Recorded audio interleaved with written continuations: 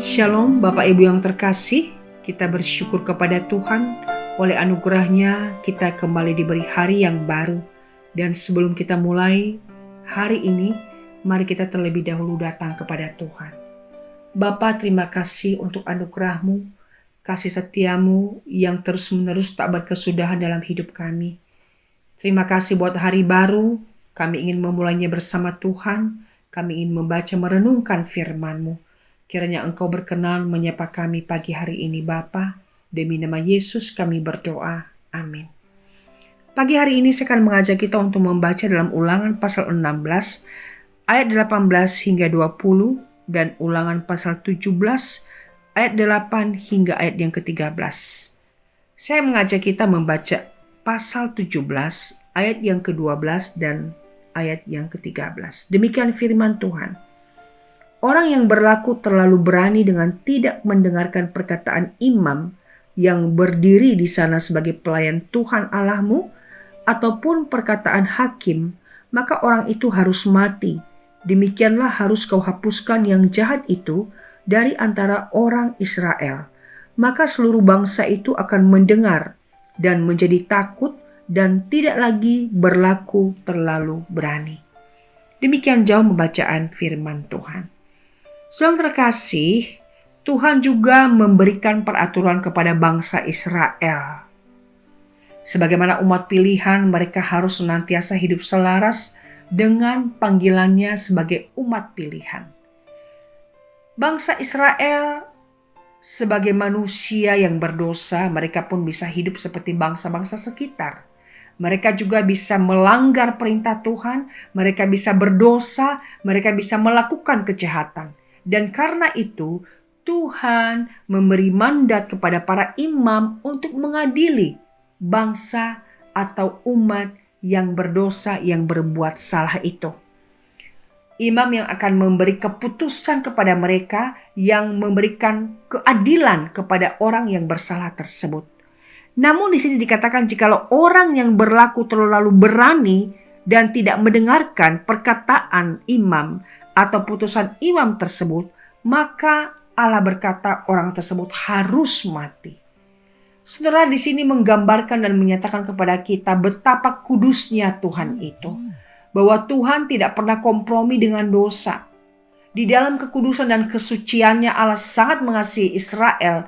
Namun Ia tidak pernah kompromi dengan dosa mereka. Ketika ada orang yang berbuat salah, ketika ada orang yang melakukan pelanggaran, maka ketika imam yang sebagai hakim melakukan keadilan, namun orang tersebut tidak akan puas, daripada ia melakukan kejahatan dan kejahatan itu akan menyebar kepada orang-orang dan mempengaruhi orang sekitar, maka Allah berkata lebih baik orang itu mati. Yang terkasih, dalam kehidupan ini Tuhan mengingatkan kita juga sekali lagi bagaimana kita hidup sebagai umat Allah untuk senantiasa terus-menerus peka dengan tegurannya Tuhan. Di sini dikatakan jikalau ada orang yang sudah melanggar perintah Tuhan namun terlalu berani dan tidak mau mendengar perkataan imam, maka orang tersebut harus mati. Ketika juga Tuhan menegur kita melalui firman-Nya, atau melalui saudara-saudara seiman, atau mungkin melalui khotbah yang kita dengar, atau mungkin seseorang yang rohaninya membawa kita untuk bertumbuh dan mengalami Tuhan, maka orang tersebut mungkin diutus Tuhan juga untuk menegur kita.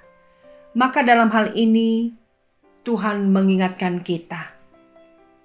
Seperti halnya kepada bangsa Israel, ketika ada putusan atau teguran hakim di mana dia tidak puas, maka orang tersebut lebih baik dilenyapkan. Kenapa? Karena ketidakpuasannya itu akan menyebar dan mempengaruhi orang-orang Israel yang lain. Kita diingatkan sekali lagi bahwa ketika Tuhan memakai orang-orang tertentu mengingatkan kita dari dosa, maka janganlah kita mengeraskan hati. Biarlah kita terus-menerus mau untuk dibentuk oleh Tuhan, rela untuk diubah oleh Tuhan. Ketika Tuhan menyapa kita, melalui firman-Nya, melalui peristiwa-peristiwa yang terjadi, melalui orang-orang sekitar kita, hendaknya kita tidak mengeraskan hati. Sebab yang Tuhan inginkan adalah kita berubah untuk terus-menerus menjadi pribadi yang berkenan bagi Tuhan. Seperti halnya bagi orang Israel, ketika orang berbuat salah itu, dia tidak menerima atau berani untuk menolak dan tidak mendengarkan perkataan imam itu, maka orang tersebut lebih baik mati atau dilenyapkan. Biarlah di dalam menjalani hidup ini, saudara, kita terus-menerus peka dengan teguran Tuhan untuk membentuk kita semakin hari menjadi pribadi yang berkenan Tuhan. Tuhan kiranya memberkati kita. Amin. Mari kita berdoa. Bapa, terima kasih buat perenungan ini.